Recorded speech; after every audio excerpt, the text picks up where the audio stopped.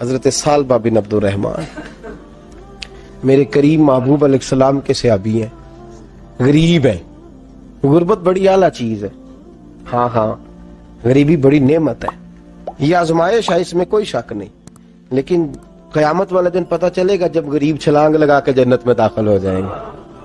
اور امیر تو کھڑے ہیں نا. میرے نبی پاک نے حضرت عبد الرحمن ابن عوف کو، حضور صبح صبح اٹھے تو نبی پاک کی آنکھوں میں آنسو تھے.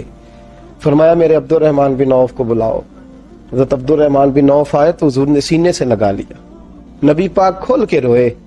یا رسول اللہ، حضور کیا ہوا؟ فرمایا عبد الرحمن رات میں نے خواب دیکھی ہے، سارے جنت میں چلے گئے، تو پیچھے رہ گیا. تو پیچھے رہ گیا. میں کھڑا تیرا انتظار کرتا رہا، میں تیرے بغیر جا نہیں سکتا تھا. پھر تو آیا ہے تو تیرا سارا وجود پسینے سے بھیگا ہوا تھا. حضرت عبد الرحمن ابن عوف تڑپ کے روئے، قدموں پہ سر رہا. حضور میری غلطی. فرمایا یار تیرے پاس مال بڑا ہے، تجھے حساب دیتے دیتے لیٹ ہو گئی، تیرے بیگ کھل گئے، تجھے حساب دینا پڑ گیا، تو لیٹ ہو گیا، میں پریشان ہو گیا. حضرت عبد الرحمن ابن عوف نے 100 گھوڑا مال اوپر رکھ کے حضرت عبد الرحمن نے حضور کی بارگاہ میں پیش کیا. کہا یا رسول اللہ یہ. اور پتہ ہے ایک دن کیا ہوا؟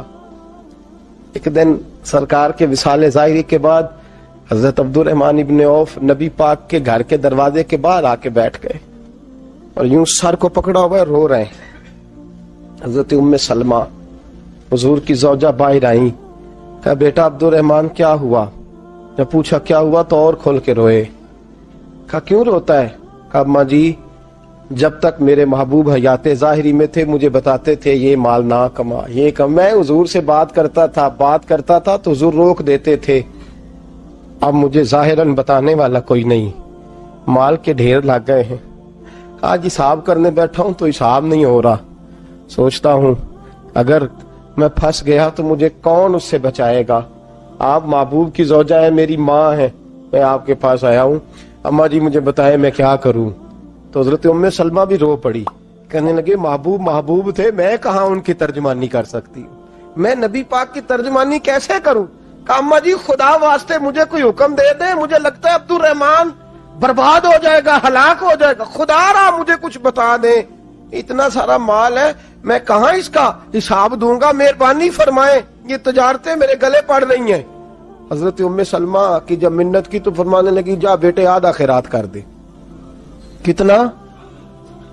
2.5% نہیں، کتنے فیصد ہے؟ 50%، 50%. حضرت عبد الرحمن ابن عوف گئے اور 50% خیرات کر کے کہنے لگے اماں میں نے 50% دے دیے، میں بچ جاؤں گا نا، میں بچ جاؤں گا، میں دے آیا ہوں آدھا. تو حضرت ام سلمہ فرمانے لگی میں نبی پاک کی بارگاہ میں سفارش کروں گی تیری، اور نبی پاک اللہ کی بارگاہ میں سفارش کرے صلی اللہ علیہ وسلم. حضرت سالبہ بن عبد الرحمن حضور دعا کر دیں، غریبی ہے. میرے نبی پاک نے فرمایا تجھی سے حال میں ہے بہتر ہے. کرتے ہیں حضور نہیں دعا کر دیں. فرمایا تجھی سے حال میں ہے. تیسری دفعہ پھر آ گئے، حضور نے دعا کر دی. 4 بکریاں تھیں، چند مہینے گزرے، کچھ تجارت شروع کی، چھوٹے موٹا لین دین شروع کیا تو 40 ہو گئیں.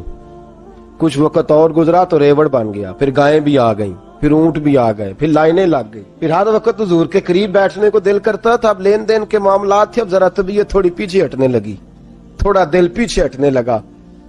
پہلے 5 نمازیں مسجد میں، پھر زور اثر کی چھٹی، میری طرف دیکھو اور دیکھو میں کیا عرض کر رہا ہوں. پھر زور اثر گئی، پھر کچھ وقت گزرا تو مغرب بھی گئی، پھر اتنی بڑی حویلی کوئی نہیں. پھر باہر جا کے مدینے سے ڈیرا لگا لیا، جمعے کے جمعے آتے. زکوٰۃ کا حکم آ گیا 2 ہجری میں. حضرت ابو ہریرہ رضی اللہ تعالیٰ عنہ امیر زکوٰۃ مقرر ہوئے. 5 اونٹوں پر 1 بکری، یہ زکوٰۃ ٹھہری. اب جب گئے نا اونٹ گنے اور بکریاں گننے لگے، اوہو 1 کروڑ پہ 2.5 لاکھ کس نے دیا تھا؟ دعا کس نے فرمائی؟ اوہو اتنا، میرے پیسے بینک سے میسج آ جائے گا اتنے کم ہو گئے، اوہو بڑی مصیبت بنے گی. میرے تو خوشی ہوتی ہے جب آتے ہیں تو اب یہ والا میسج بھی چلے گا کہ اتنے مائنس ہو گئے. توبہ توبہ، پریشانی لگ گئی. بڑی طبیعت، انکار نہیں کیا. کہنے لگے حضور سے جا کے عرض کرنا میں خود آؤں گا، اور جہاں محبوبیت ہو وہاں اتنے لفظ بھی بے ادبی ہیں، وہاں ٹھہر جاؤ، سوچتا ہوں، سمجھتا ہوں، غور کرتا ہوں، یہ جملے بھی وہاں توہین ہوتے ہیں۔ محبوب ہو اور وہاں انسان سوچ سمجھ کی بات کرے، وہاں انسان، بابا بلے شاہ صاحب نے کہا عقل آخ دی چگے نو سام کے رکھ، عشق آخ دے بال کے سیکنا چاہیے ہے۔ کہا جا کے کہنا میں آؤں گا۔ سب کی زکوٰۃ لے آئے، در رسول پہ آئے، حضور نے فرمایا پہلے سالبہ کی بات بتاؤ، پتہ تھا نا پہلے سال، حضور اس نے کہا تھا میں آؤں گا۔ حضرت ابو ہریرہ کہتے ہیں نبی پاک نے ٹھنڈی آہ بھری، آہ ٹھنڈی، فرمایا ہلاک ہو گیا۔ اس کو کہا تھا نہ اس چکر میں پڑ، ہلاک ہو گیا، ہلاک۔ حضرت ابو ہریرہ فرماتے ہیں دو باریک باریک آنسوؤں کے قطرے بھی میں نے محبوب کی آنکھوں میں دیکھے۔ اپنا ہے نا تو دکھ ہوا، یار میرا اپنا تھا، یہ ہلاک ہی ہو گیا ہے، کدھر چلا گیا ہے۔ ان کو بھی بعد میں خیال آیا، او ہو میں تو غریب تھا، یہ آیا کدھر سے تھا، میں تو غلامی رسول میں آتا گیا تو رب میری عزتیں بڑھاتا گیا، یہ میں کس چکر میں پڑ گیا۔ آئے لائنیں بکریوں کی لائے، حاضر کی، حضور وہ میں نے کہا تھا حضرت ابو ہریرہ سے میں خود آؤں گا، حضور میں خود لایا ہوں۔ فرمایا محبوب نے مجھے تو نہ بتا، میں تو سمجھتا ہوں، میں نے کہا تھا تو میں آ گیا ہوں۔ فرمایا چل اٹھا، دوڑ جا، لے جا۔ حضرت ابو ہریرہ فرماتے ہیں انکار محبوب نے سالبہ کو کیا، لیکن آنسو ابو بکر صدیق کے بھی نکل گئے۔ فرماتے ہیں درد عثمان غنی کو بھی ہونے لگا، تڑپ مولا علی بھی گئے۔ فرمایا جا لے جا، نہیں چاہیے تیرے پیسے۔ فرماتے ہیں سالبہ نے ہاتھ باندھے، کہا محبوبہ غلطی ہو گئی، حضور مجھے، فرمایا تجھے کہا نہ تیرے نہیں چاہیے، نکل جا۔ حضرت ابو ہریرہ فرماتے ہیں جب نبی پاک نے رخ پھیرا تو صحابہ کی زبانوں پہ بھی جاری ہو گیا یہ تو ہلاک ہو گیا۔ کہتے ہیں مدینے میں قحط پڑ گیا، محبوب نے فرمایا بلال تو بھی آج لا، ایک خشک چھوارا حضرت بلال کا قبول ہو گیا۔ لیکن سال با لائنیں لگی یا مال کی، فرمایا جا لے جا، تیرا قبول نہیں ہے۔ فرماتے ہیں تڑپتے رہے ساری زندگی اور مال کو دیکھ دیکھ کے آہیں بھرتے رہے، لیکن کریم نے اس تجارت کو قبول، حضرت ابو بکر صدیق کے پاس آئے، سرکار کے وصال حضور قبول فرما لیں۔